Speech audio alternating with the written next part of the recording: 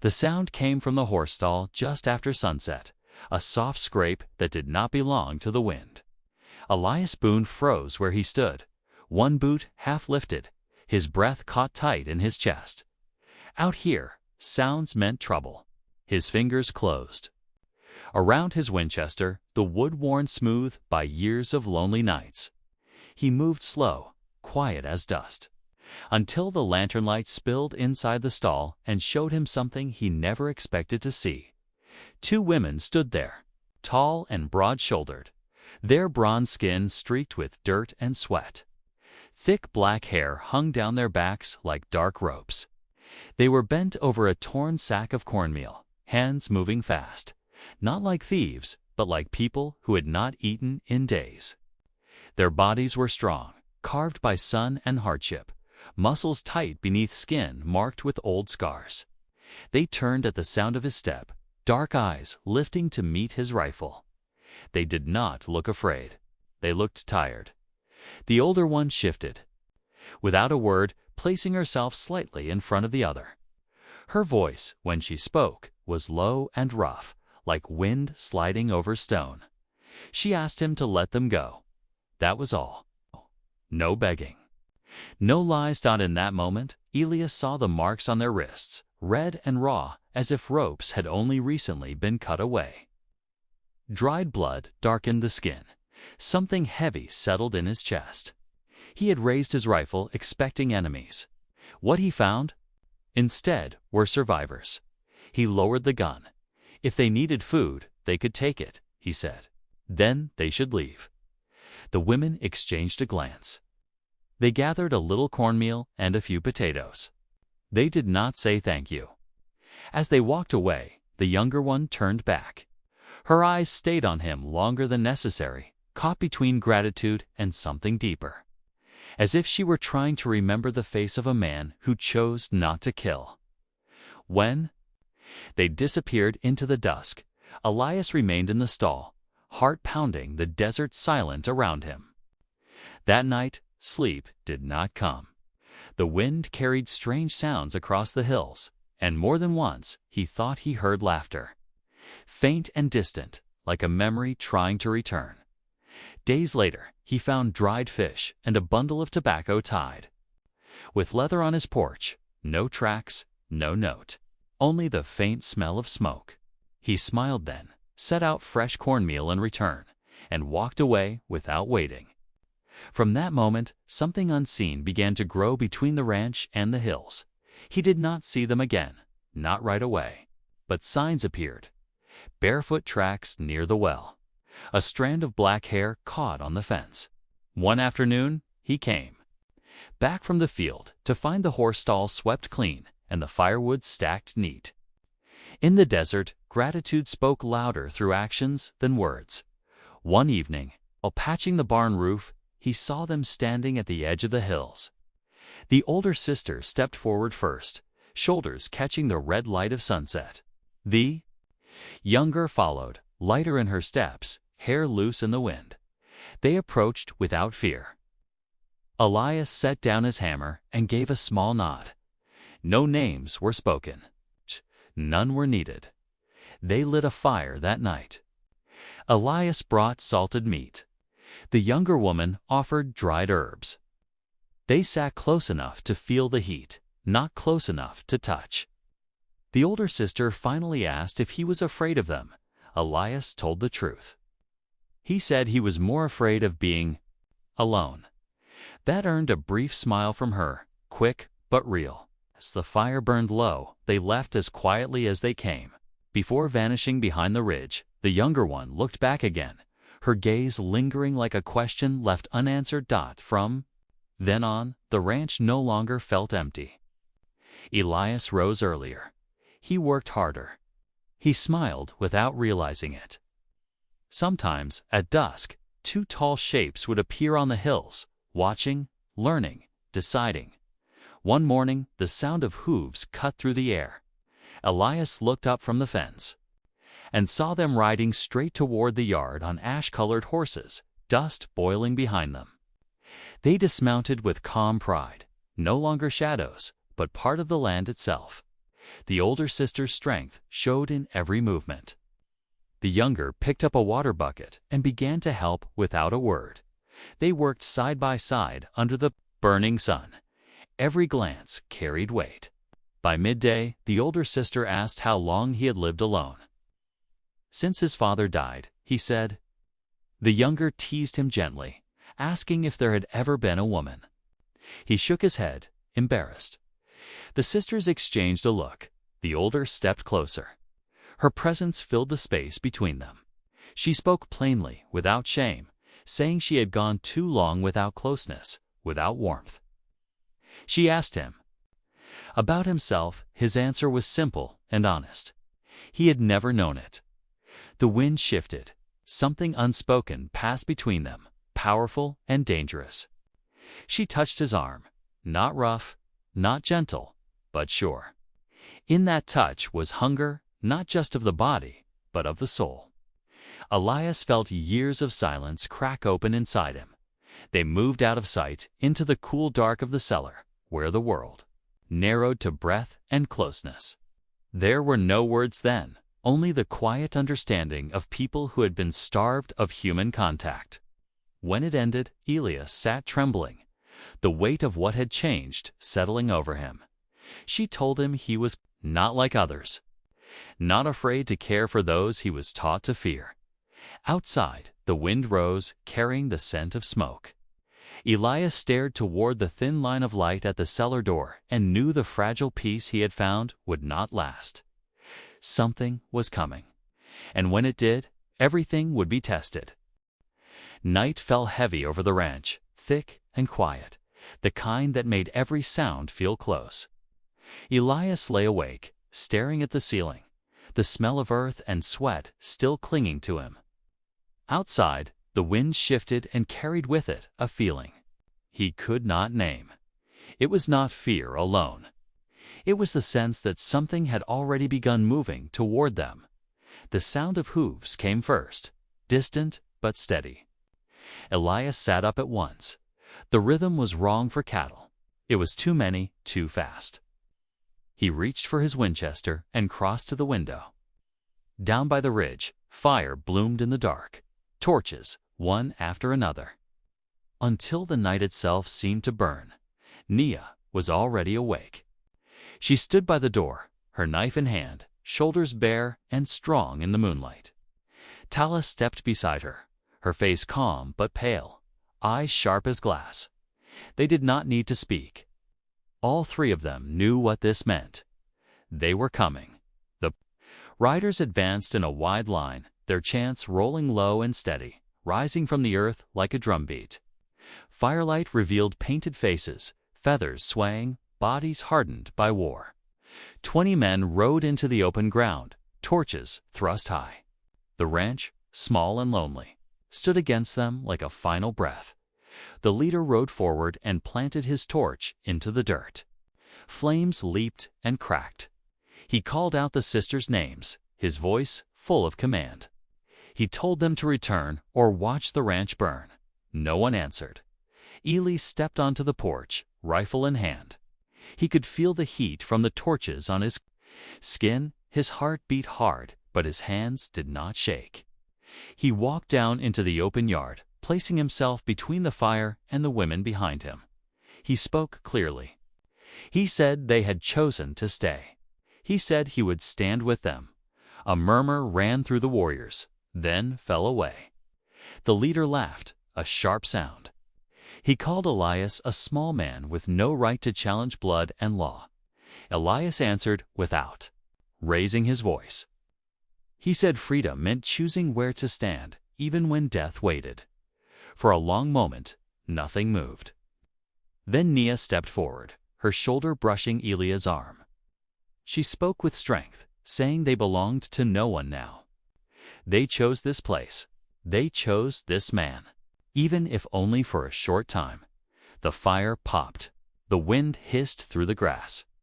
Faces shifted in the torchlight, some hard, some uncertain. The leader watched them, eyes narrowed. At last, he lifted his torch from the ground and lowered it. He told them to live and pay the price of freedom. The warriors turned as one. Hooves thundered, then faded. The torches vanished into the hills one by one until only darkness remained. The yard was left scorched and smoking. The night quiet again. They stood there together, breathing hard. Tala spoke first, her voice shaking but alive. She said they were still alive. Nia took Elias' hand, her grip firm and warm. She said this was where life truly began. Morning came slow and gray. Smoke drifted low over the land. Elias stood on the porch, watching the light creep back into the world. Behind him, Nia wrapped a torn shoulder with steady hands. Tala tended a small fire, the smell of dried meat filling the air. Nia said they would come back someday. Tala agreed. Elias did not deny it. He said he would not leave. If the ranch died, he would die with it. If he stayed, it was still home. That answer made Nia stop. She looked at him like she was seeing him for the first time. She said no one had ever stood between her and death before. Elias told her maybe they had never met someone worth it. They chose then, not with words, but with a shared stillness. They would stay. Whatever came next, they would face it together. Days passed, then weeks. The desert changed its color. Where fire had burned, thin green lines pushed through the dirt. They worked side by side, rebuilding what had nearly been lost. Nia repaired the fence with tireless strength. Tala trained wild horses, her laughter coming easier now. Elias watched them and felt something settle inside him, something like peace. They ate together each morning, bitter coffee, dried meat, quiet smiles. The lines between them faded. There was no host and guest anymore, no past to explain, only the work of living. One afternoon, rain fell hard and sudden. They ran into it, letting it soak their hair and skin. Nia laughed loudly, water shining on her bronze skin. Elias stood there, rain on his face, and felt his chest open like dry ground after a storm. That night, by the fire, Elias asked what they would do if the tribe returned.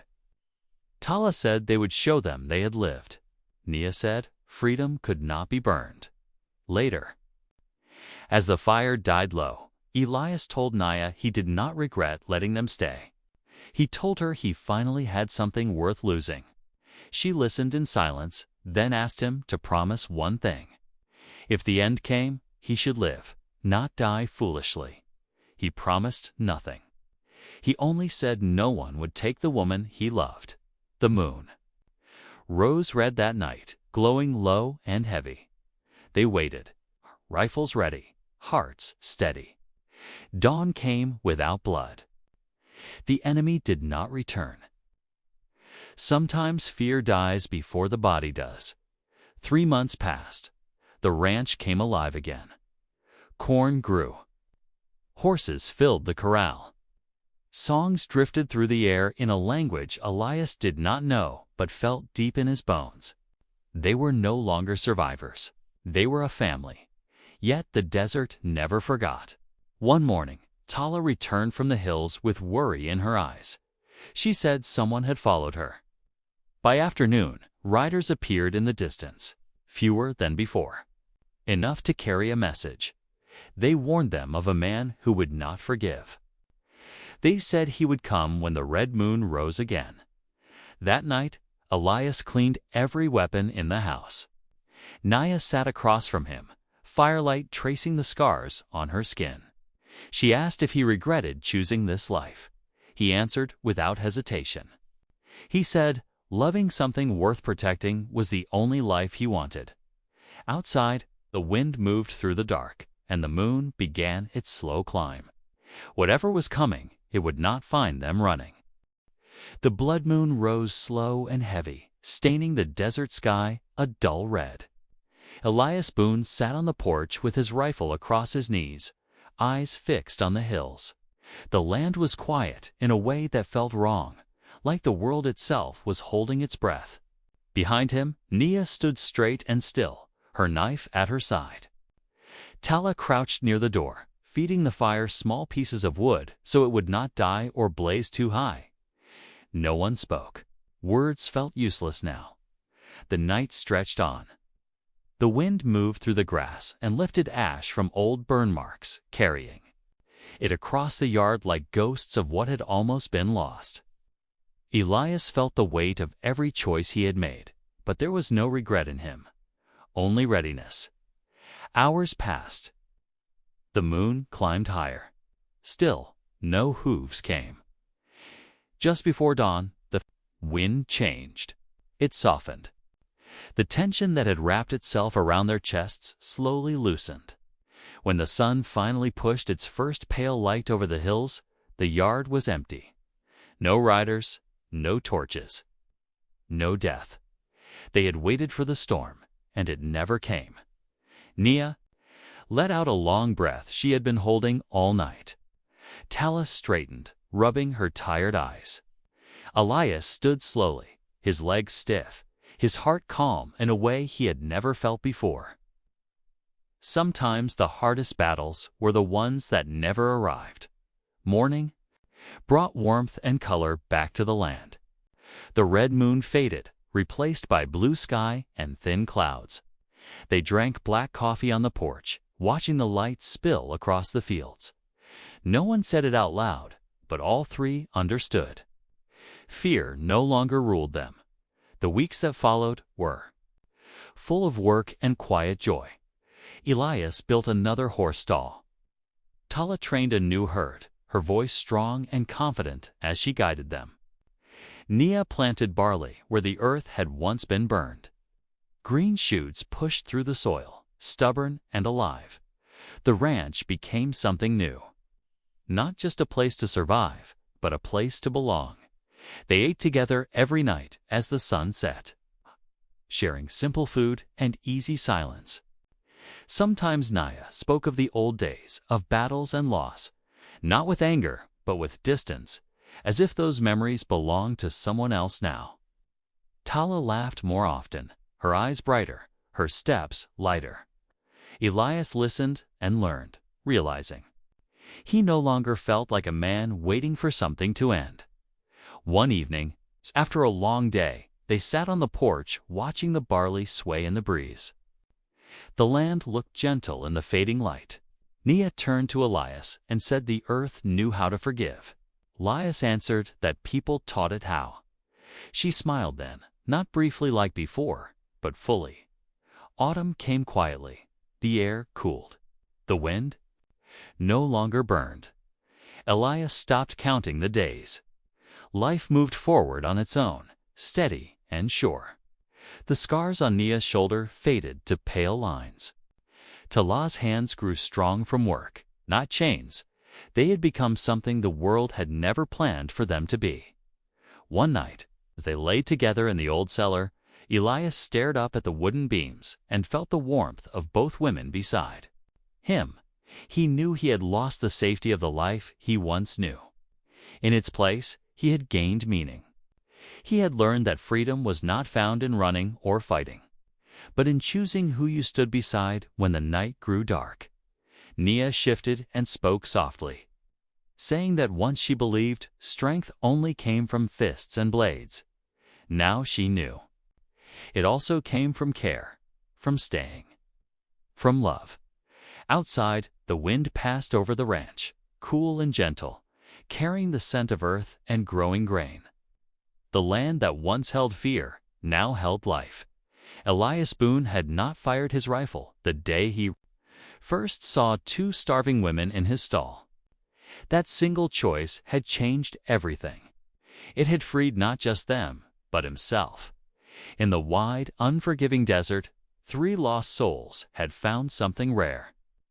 Not safety promised by law or tribe, but a freedom built by courage, kindness, and the will to love despite the cost.